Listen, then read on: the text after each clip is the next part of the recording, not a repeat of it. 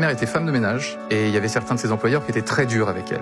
Et quand je voyais les employeurs se comporter comme ça avec ma mère, j'avais envie que d'une chose, moi, tu vois, c'est d'être l'employeur. C'est vraiment une prise de conscience, une espèce de déclic à ce moment-là, pour moi qui est venu. Là où plein de gens pourraient être dans la victimisation, moi je me suis dit, mais moi je veux dominer.